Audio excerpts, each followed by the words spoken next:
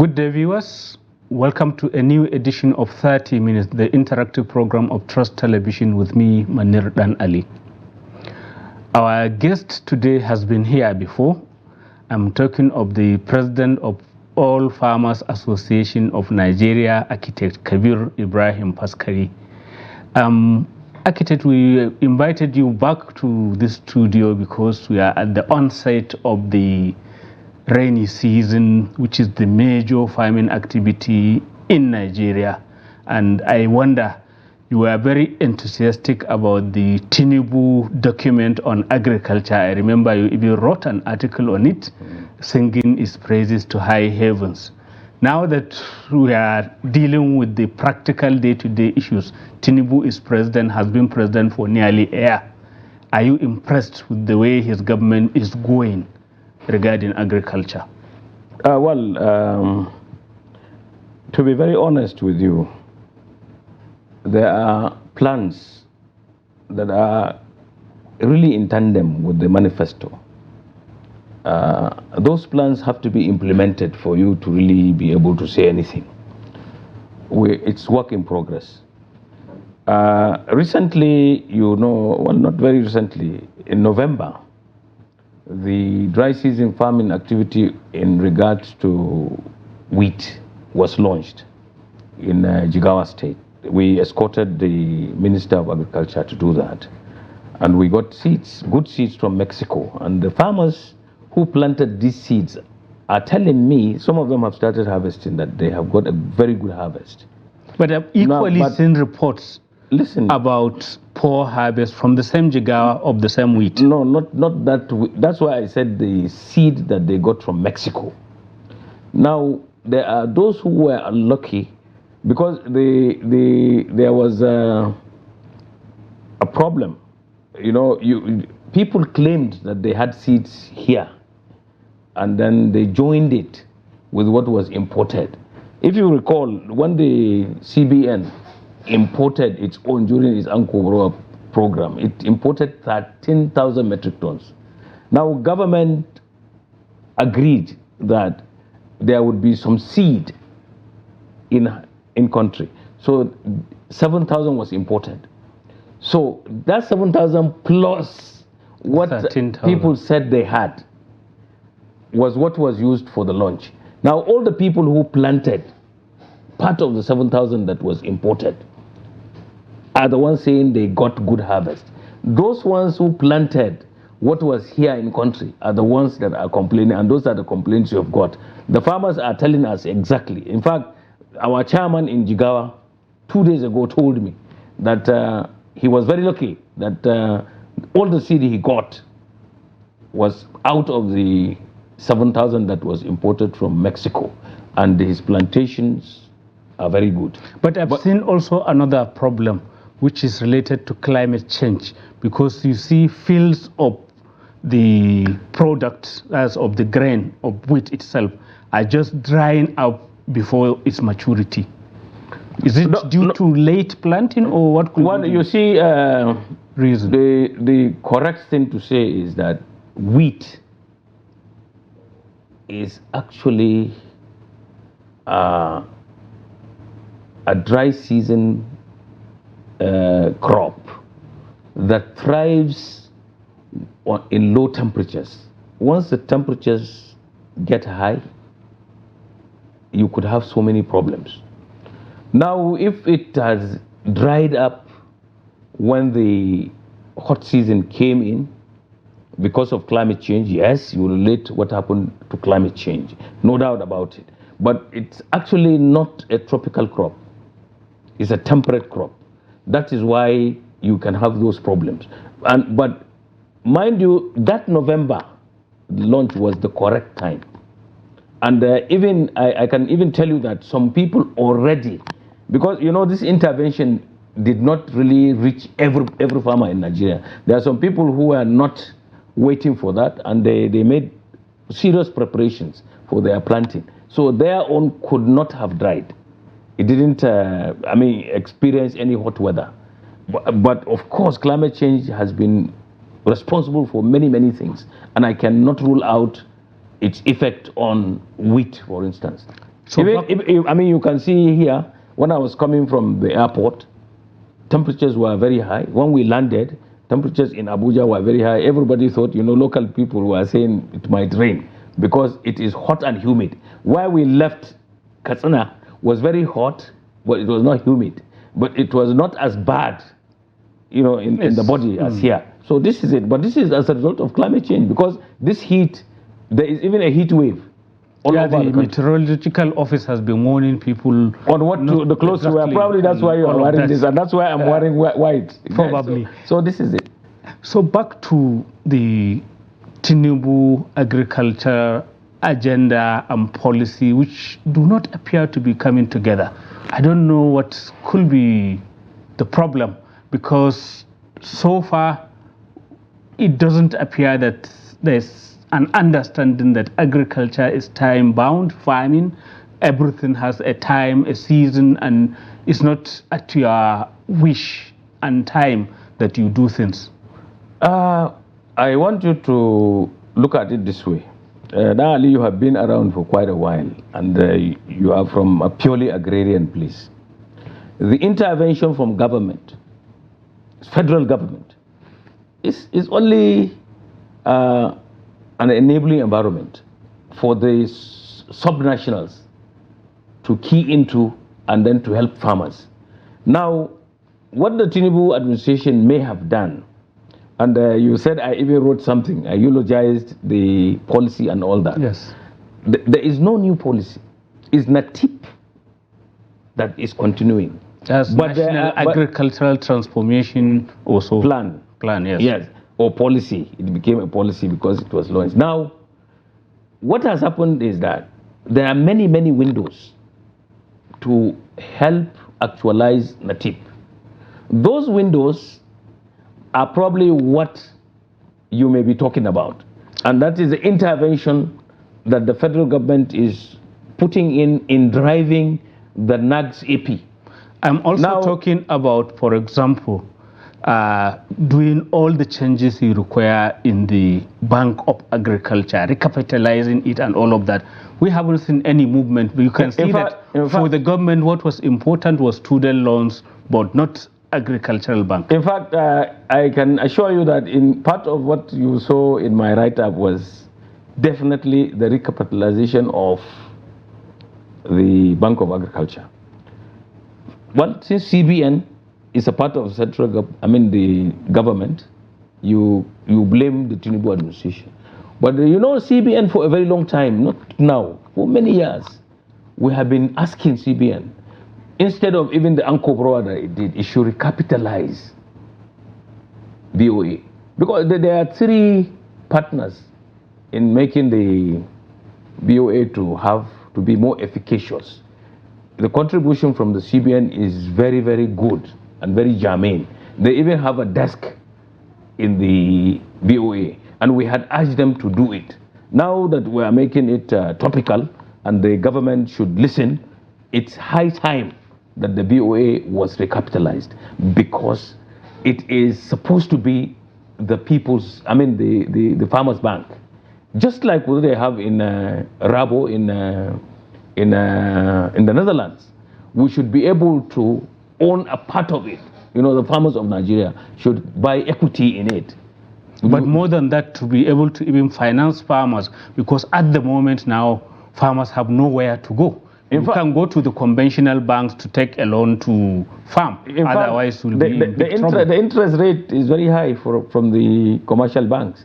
It is important that you do something to the BOA, no doubt about it. And the federal government should listen to this conversation, that it is high time that all those people who are statutory owners of BOA should be compelled to make their contributions. In fact, I think the National Assembly took a decision on this. In fact, that's why up to today, there are the directors that are supposed to form the management are not appointed.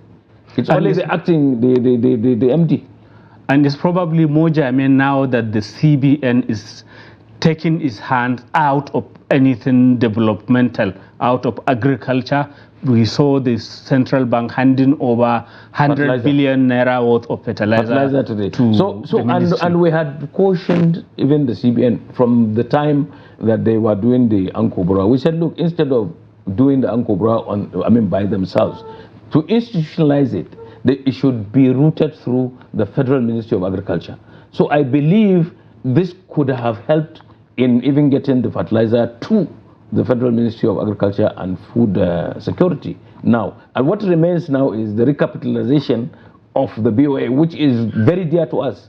Because as you said now, farmers cannot go to the commercial banks to get the normal loans to do agriculture. But the Bank of Agriculture will have the mandate, and they will have the personnel and the expertise to be able to do this. And if they are able to, to get all these, all the requirements, these things will be there. And then the concept of loan to farmers is that you give a set of farmers, they pay back immediately, and the others get, because the farmers are so many. In fact, so these interventions, Anko, Boroa, these NAGS AP, they are like a drop in the ocean. They are one-off. So, but if you have your own bank, this is a continuous process. Yes. So back to this 100 billion naira worth of fertilizer. Where exactly it is? I know the ceremony, it was handed over to the Federal Ministry of Agriculture and Food Security. Do they understand that farmers needed it yesterday? Definitely. In fact, that's why, I'm a bit reticent in going along with you in criticizing the tinubu administration. Because for the first part time. Of it. No, for the first time. No, not because I'm part of it, but for the first time. The All Farmers Association, I represent the All Farmers Association at the National Working Committee in the launch of what I told you, the dry season plus the wet season, yes. And which is work in progress. In fact, the ministry understands that during the Buhari administration, there was the PFI, and it encouraged many people to invest as blenders of fertilizers, for instance. There are about 70 of them. Those are the ones now charged to supply the shortfall, if you may call it, fertilizer to the program. The 100 billion worth of fertilizer that came in will augment what we will do. Now, if I break this down to you, but the ministry should do this, but I will do it on their behalf. There are 4 crops now that are supposed to enjoy the intervention of NAGS, AP, and the component from the Federal Ministry of Agriculture and Food Security. Right. Now, for each of these crops, there is going to be an intervention for 500,000 farmers. And these 500,000 farmers will get all the inputs next to free of charge. They are only going to pay 16,000. And they would now contribute to the food system.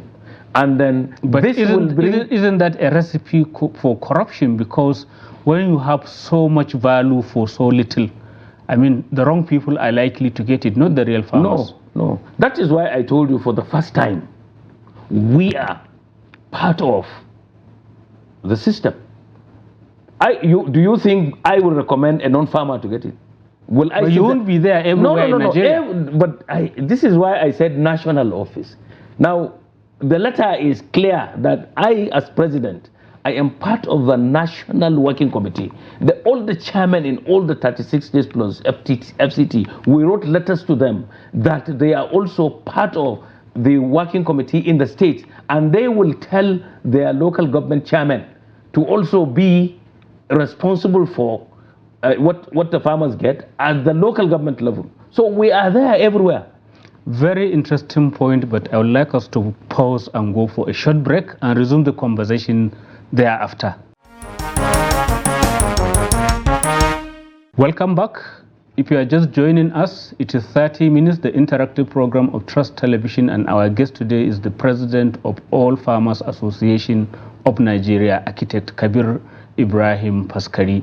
Before we went on the break, you are going lyrical, shall I say, about the involvement, that because of the involvement of your association this time around, maybe the intervention of government may get to the right people.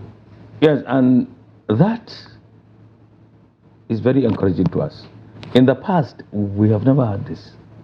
So if this government is putting us there, they are now making real the issue of monitoring and evaluation. Because our farmers know who are farmers. If you go to Faskare, my hometown, for instance, if you tell people that you are farming rice in the western part where it is rocky and all that, the people there, they know that you are lying. So I mean, there is no way a non-farmer will benefit.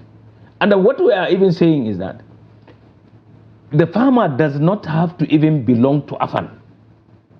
Once he's a farmer, identified as a farmer, he should enjoy it.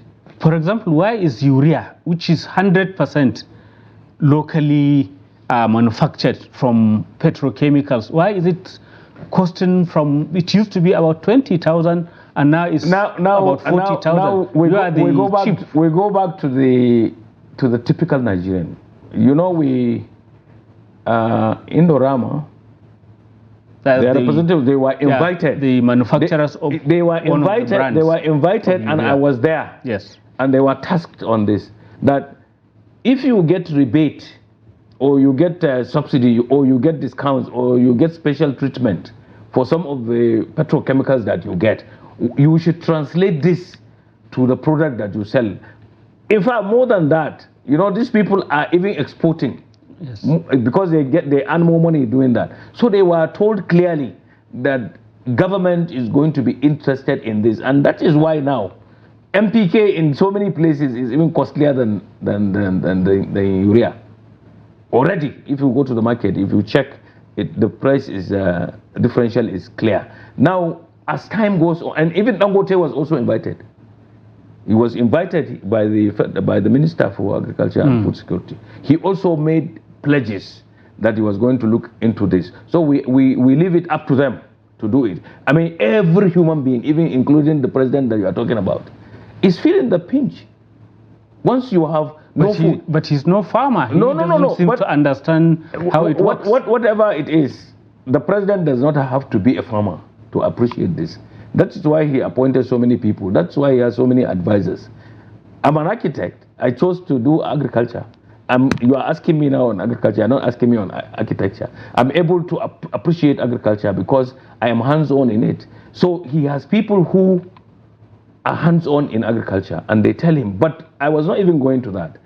I am saying that amongst the tinubu hegemony, there are many, many people who are now challenged because of the price of food or their inability to afford food. And somehow, he as a person will have to come to the aid of those people. The same way that everybody else is affected. Therefore, he is focused. And you remember, you say I'm part of this, I will not even deny it. You know, we escorted the president to Niger State, where, you know, the Niger State governor... Yeah, the big ceremony with some tractors. Yes, and I wonder whether it's for real, because... It is. I was there.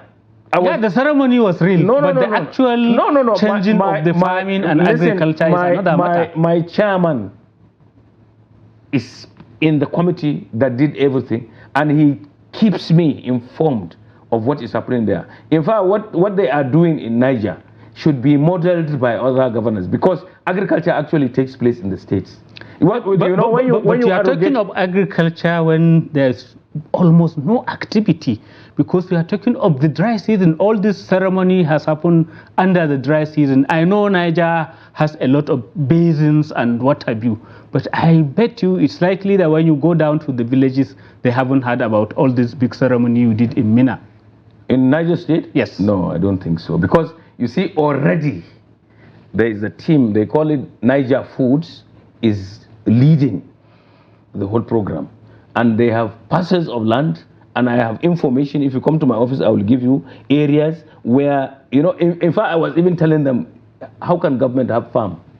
Because that's the point. I wanted to say that they just go and take pictures of some existing farms and show as if it's part of the program. Like you, I was amazed at it. But when I asked further, when I interrogated it, it was the farmers that discussed with them and allowed them to prepare their lands for them for the cultivation of whatever they were going to do in their given locations. Because it's not only it's not only rice, it's not only maize that you do dry season. There are many crops. So depending on your crop and your interest, you give your land for it to be prepared. And they bought pumps. They bought because maybe you didn't see the pumps. They even have combined harvesters. They even have many. No, it's all there in the pictures. There and combined harvesters. There are solar. No, we saw them and all of those. We saw them in pictures. I saw them physically. Right. I'm curious. I went around and looked at them, and you look. The president even made one remark there. There were about 4 governors who went there. The Lagos State Governor, Kogi State Governor, Kwara State Governor, Benue State Governor, and then the sitting governor there. He made a remark that for governance to succeed, we all have to embrace agriculture in the way that the Niger State Governor is. Why I'm skeptical is because there have been all these big plans for decades, and you know better than me. Yeah. There has been the Operation Feed the Nation under Obasanjo as military head of state. There was the Shagari's Green Revolution. There are so many others. But we are still importing food. We are more dependent now than ever before.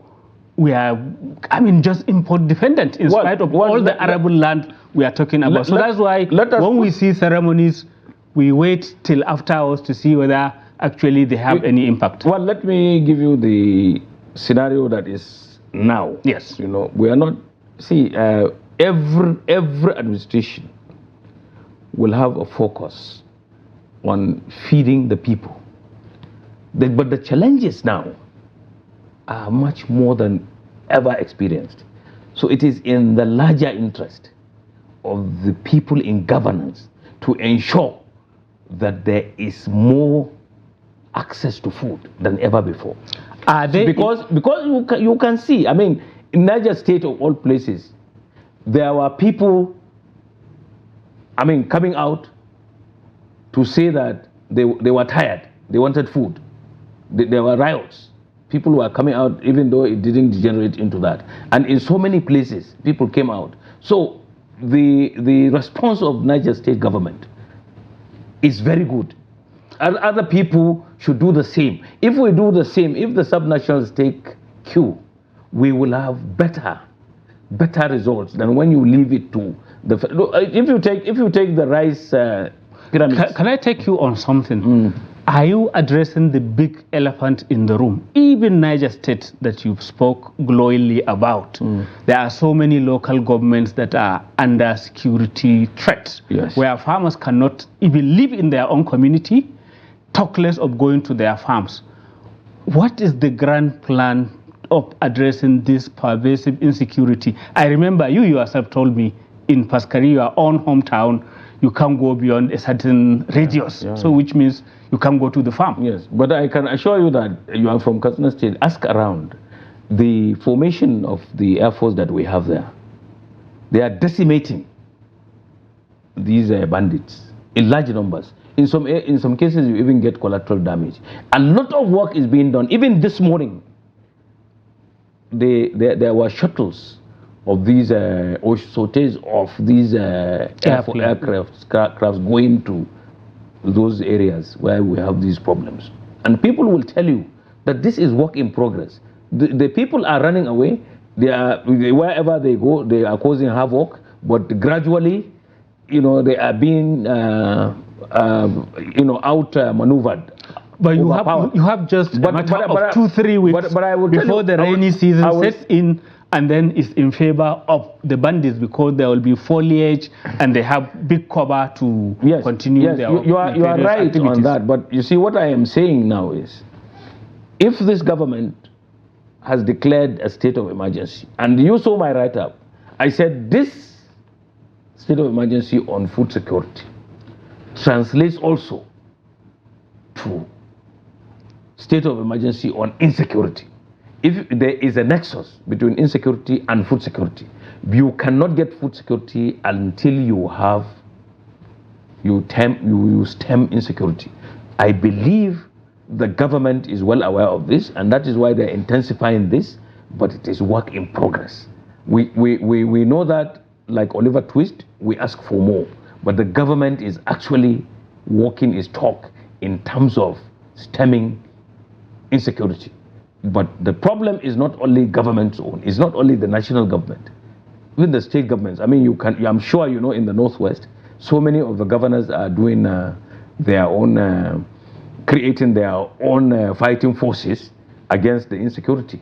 I know Katsina has got one, Zamfara has got, even Sokoto also is doing its own. So as far as we are concerned, the fight is more realistic now, or at least it is stronger now. So I believe in time we will be able to overcome this. But so you recall it is more serious now, because I recall that 4 years ago, June 2000, you made the same call, and here we are 4 years down the line, and we are still stuck in the same position. No, at that time, I am sure you know that the efforts could not be touched. You know, the fight was more with Boko Haram. And everybody thought Boko Haram was invincible. Today, there are only pockets of them. No, 4 years ago, you were talking about some of the attacks around your own community, around the fact that you couldn't go to farm, and in Zamfara, then it was beginning to come to Niger, and now it's expanded to so many places. So what exactly could be done, especially given the short window before, and a coordinated plan, not just in one state, just as you are saying, subnationals cannot do it in as much as they are incapacitated by the fact that they are not in charge of security 100%. Well, I tell you something now. If people are keying into, in spite of, the legislation that requires that they should have forces that are aligned to the Constitution, they are allowed a window to create a group of people to do this, and they are modeling each other. And that's why I keep referring to it as work in progress. Now, everybody, maybe before we thought some of us were insulated. I have a choice because I have a home outside my village. I would be there and I would just be helping my relations when I want. But now, all these people are coming to me. They are coming to me. So the problem is more pronounced now. So all of us will have to take it as our problem. So the issue of insecurity is everybody's problem. Come to think of it. Even you, by talking about it now, you are contributing to making sure that it is stemmed. You are waking people up. And we should continue this. This crusade is very, very important. The people are told that, look, you have nowhere to go to. If there is no food in this country, if the farmers cannot produce food, you will have problems in your hands. So in a sentence or two, we have just under a minute. In a sentence or two, what will you say is the most important, or are the most important things that needs to be done for us to succeed, especially this particular season when we are faced with big shortages and high prices? There are a myriad of things that we need to do.